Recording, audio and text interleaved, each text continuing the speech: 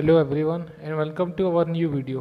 In this video we will discuss about various methods of irrigation, which is a very important topic.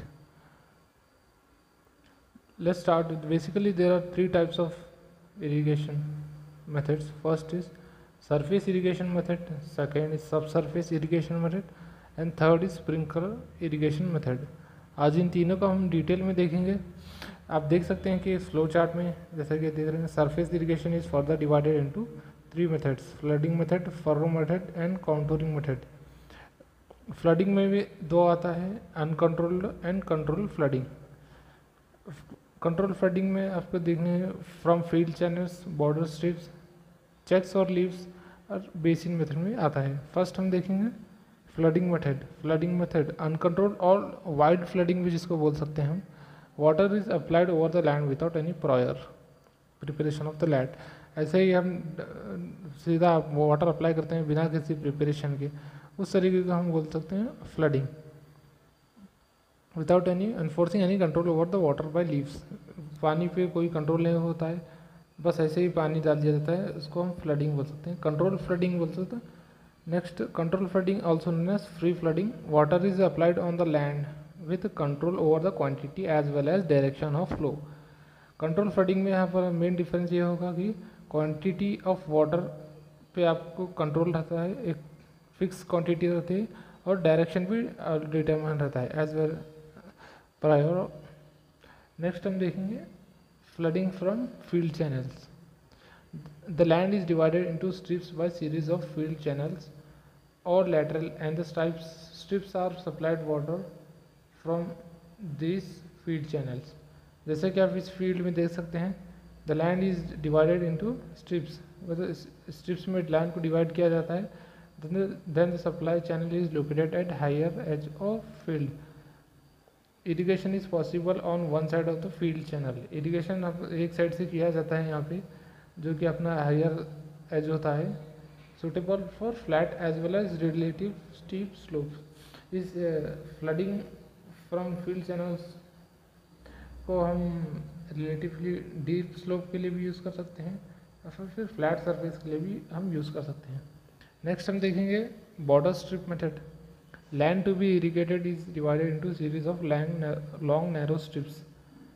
जो भी हमारा area irrigate करना होता है उसको हम लॉन्ग नैरो स्ट्रिप्स में डिवाइड कर सकते हैं, जिसका विड्थ होगा 10 से 20 मीटर और लेंथ होगी 100 से 300 metre separated from each other. And एक फार्मूला भी है यहाँ पे, आप time required for water to cover area, ये टी के इस मदद के फार्मूले से आप टाइम रिक्वायर्ड भी कैलकुलेट कर सकते हैं. Y by I log e q divided by q minus I into a. ये आप देख सकते हैं, इससे कुछ इस तरीके का फार्मूला है. आगे बढ़ते हैं चेक्स और levees method. Next this is most common method and also called as the method of irrigation by plots. एक बहुत ही ज़्यादातर इस्तेमाल में आने वाला मेथड है. इसको हम इरिगेशन बाय प्लॉट्स भी बोल सकते हैं. In this land is divided into small plots surrounded by checks और लीव्स.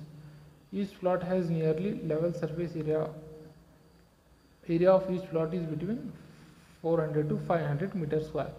आप इस देख सकते हैं द एरिया, टोटल जो एरिया है हमारा उसको हम चेक्स में डिवाइड करते हैं.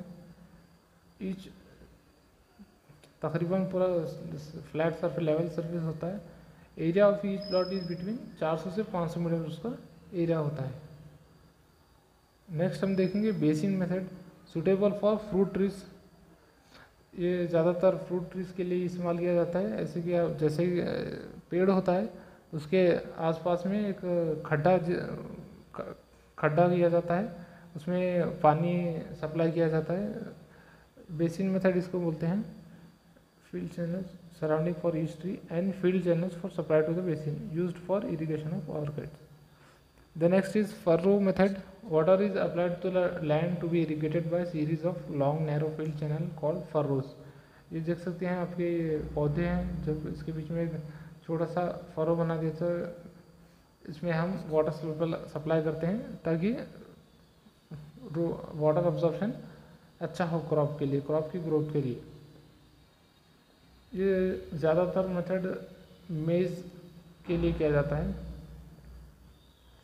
नेक्स्ट हम देखेंगे contour forming. It is practice in highly hilly regions with the land will we having steep slopes.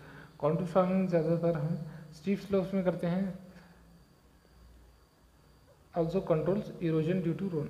एक एडवांटेज कॉन्टूर फार्मिंग का ये है कि जो भी बारिश से जो इरोजन होता है वो बहुत कम होता है कॉन्टूर फार्मिंग में as compare to other farming. ये है कुछ इस तरीके का फिगर होगा हमारा कॉन्टूर फार्मिंग का, देख सकते हैं।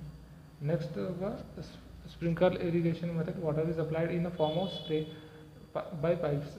जो वाटर को स्प्रे किया जाता है पाइप की मदद से या फिर नोजल की मदद से, उस तरीके के ज़्यादातर गार्डन्स में या पब्लिक गार्डन में आप दे सकते हैं, उस तरीके को बोलते हैं sprinkle irrigation. Erosion of soil is eliminated in this method. Uniform application of water is possible. ये कुछ एडवांटेजेस हैं इसकी। No land preparation is required. Power requirement is more for constant pumping of water. जो कि artificially supply किया जाता है, तो इसलिए पावर या फिर इलेक्ट्रिसिटी सप्लाई ज़रूरी है पंपिंग के लिए। नेक्स्ट हम देखेंगे subsurface irrigation method. Subsurface यानी बिलो द ग्राउंड सरफेस।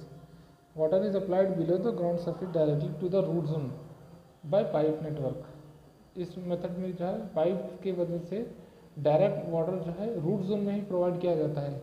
इसका सबसे बड़ा फ़ायदा ये है कि इसमें इवापोरेशन के चांसेस बहुत कम होते हैं। The evaporation losses are reduced. Example के तौर पे देखें आप, ड्रिप इरिगेशन जो है वो सब सरफेस इरिगेशन का एक बेहतरीन एग्जाम्पल है। Drip irrigation latest method of irrigation getting popular. Water is applied to the land surface near the base of the plants by network of plastic PVC pipe. PVC pipe की मदद के जरिए से पानी पहुंचाया जाता है। And drip nozzles called emitter और drippers requires a pumping unit. Pipelines and emitters has highest water application efficiency as 90%। जो कि वाटर डायरेक्टली रूट जोन को प्रोवाइड किया जाता है, इसलिए ज़्यादा आपको एफिशिएंसी मिलेगी। जो कि आर्टिफिशियली सप्लाई किया जाता है पानी, तो उसके लिए पावर ज़रूरी है और एक पंपिंग यूनिट की भी ज़रूरत है। इवापोरेशन लॉस बहुत ही कम होता है, इसका सबसे बड़ा एडवांटेज है। Evaporation loss is reduced and deep percolation is avoided. Quite suitable for small trees and widely spaced plants. Can be used for any topography. Land need to be level. किसी भी area के लिए use कर सकते हैं, but जो land पे हम कर रहे हैं वो लेवल होनी चाहिए। Not suitable for closely planted crops such as wheat and rice. ये ड्रिप इरिगेशन wheat और राइस के लिए इतना सुटेबल नहीं है। यहाँ पे कुछ थोड़े इम्पोर्टेंट मल्टीपल ऑप्शंस हैं, ये देखिए। अगर आप the system of irrigation practice on hill slope is